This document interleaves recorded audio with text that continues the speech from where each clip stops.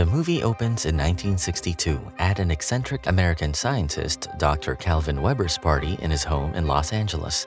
Their evening celebration is cut short when the news on the TV shows JF Kennedy declaring the Cuban Missile Crisis. Calvin takes his pregnant wife to the secret fallout shelter that he has built beneath his backyard for safety.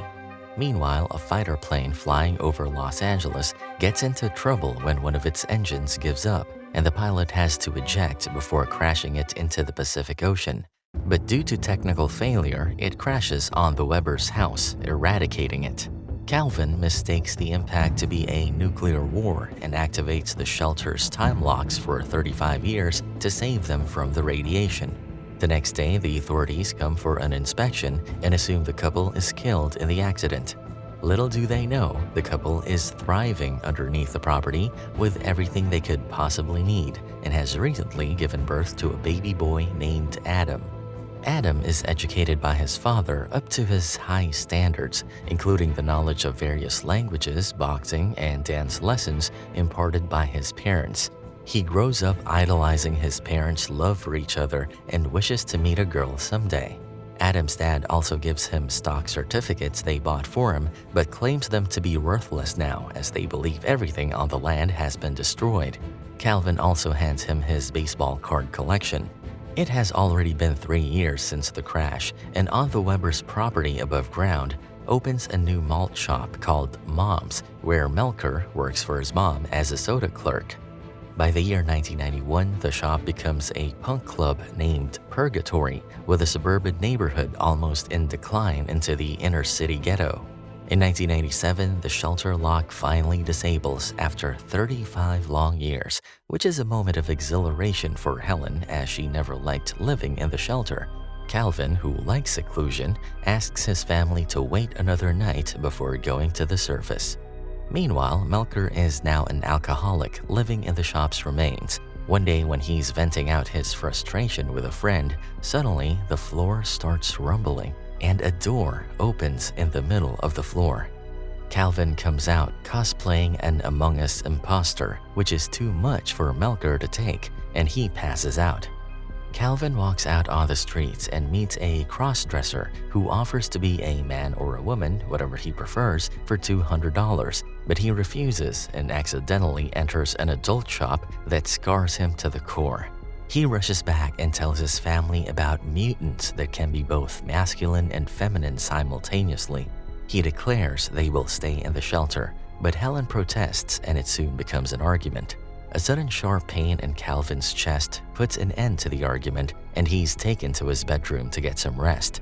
With Calvin ill and supplies scarce, Adam volunteers to go out to stock up. Helen gives him all the necessary instructions he'll need to appear normal, as he has never seen the outside world. He soon leaves the shelter and meets Melker, who has built a small shrine near the elevator. He addresses Adam as the Lord and goes back to worshiping when Adam leaves the building. Adam is awestruck at the first sight of the sky and many other things he has never seen before. While Adam is taking in all the new information and marveling at the world around him, people find his behavior odd. Adam manages to find a grocery store but realizes he doesn't know his way back home. While trying to figure out his way back, he finds a hobby shop and tries to sell the classic baseball cards his dad gave him. There he meets Eve Rustikov, an employee who quickly becomes unemployed after being disgusted with how her boss tries to dupe Adam out of his baseball cards. She then walks out with Adam and dupes him for his baseball card in return for driving him to Holiday Inn. However, she returns the next morning, feeling guilty for taking something so precious from him. Now that she has nothing to do with him, she starts to leave as she has to look for another job, but Adam proposes she work for him by helping him sell the cards and buy food supplies. Eve agrees to $1,000 a week, and they start stocking a truckload of food and groceries. During this time, Eve never lets her guard down or lets Adam talk about anything besides work. Adam also asks Eve to help him find a wife who is not a mutant and is from Pasadena, California, just as his mother wants. Eve says she'll see what she can do, trying to suppress her laughter at the "not a mutant" comment. One day, Eve takes Adam to her house, where they meet Cliff, Eve's ex-boyfriend, who has come to collect his things. After an uncomfortable conversation and heavy sarcasm that Adam doesn't understand, Cliff leaves. Eve introduces Adam to her gay housemate and best friend, Troy, who takes him out on a shopping spree and a makeover. Curious to see what is going on the surface, Helen decides to use the elevator once Calvin is asleep, but returns seconds later when she sees Melker and the other disciples addressing her as the Mother, referring to Mother Mary. Meanwhile, Adam starts spending more time with Eve and Troy and experiences playing in the ocean for the first time. Troy teaches him to dance, and Eve likes how goofy Adam can sometimes be. Everything is a miracle for Adam, something his dad used to say when he was growing up. One night, Eve and Troy take Adam to the 1940s-style nightclub to find him a wife or at least a girlfriend.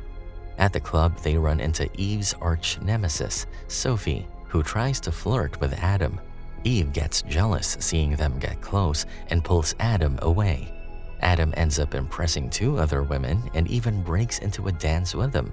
Eve thought it wouldn't go well for Adam, but seeing everything playing out, she gets irritated and upset that Adam lied to her about being from Alaska, which Adam never said, but she assumed from his strange mannerisms, and joins Cliff for drinks.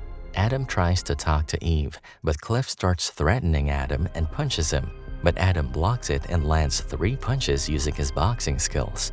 Cliff leaves with a broken nose, and having had enough, Eve storms off.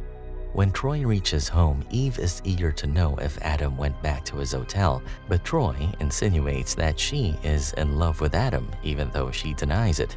She gets even more flustered when she hears that Sophie took Adam home and gets ready to drive to her place, but Adam arrives at her place at the same time and explains he turned down Sophie's advances because it wasn't where he wanted to be.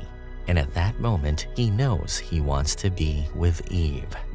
The moment makes them give in to their feelings, and they lean in to kiss for the first time.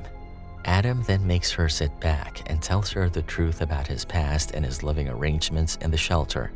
He wishes to take Eve with him to the fallout shelter, but Eve doesn't know if she should believe him and asks him to leave.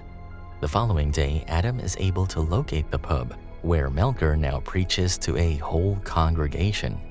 Adam returns to Eve's, where she is waiting for him with Dr. Nina Aaron and her associate, who are there to have him committed.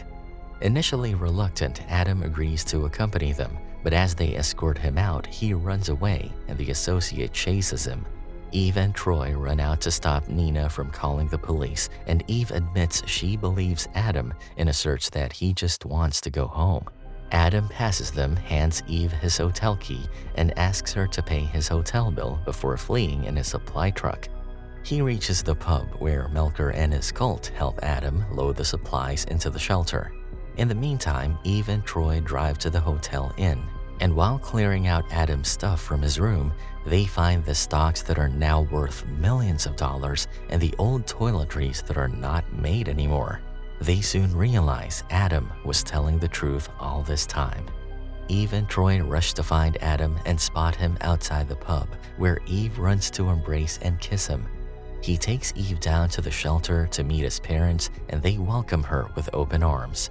Adam asks his parents to set the lock for 2 months, while Eve and Adam make some arrangements on the surface. During the 2 months, Adam and Eve sell the stocks and buy land to build a new home for his parents in the countryside, identical to their house that was destroyed. They also purchase a red convertible for themselves, and finally, they convince Melker that Adam is not God, which he takes pretty hard. To help him cope, Adam and Eve help Melker rebuild the pub into a 50s-themed nightclub. Adam's parents are overwhelmed by their son's gesture, especially after seeing the house they once used to live in. Helen is overjoyed to be able to breathe fresh air and walk on the grass. Adam sits with his dad and discloses that there was no nuclear holocaust, but a plane crashed in their backyard and the Soviet Union collapsed peacefully, ending the Cold War. Calvin reacts rather erratically and asks Adam not to tell his mom about it. Calvin decides not to believe the truth and stays firm in his belief about the nuclear war as he plans to build a new fallout shelter. Eve watches Calvin take measurements in the backyard while playing with her engagement ring and smiles at the innocence of the family she will soon be a part of. And that's a wrap for this movie recap. Thanks for watching.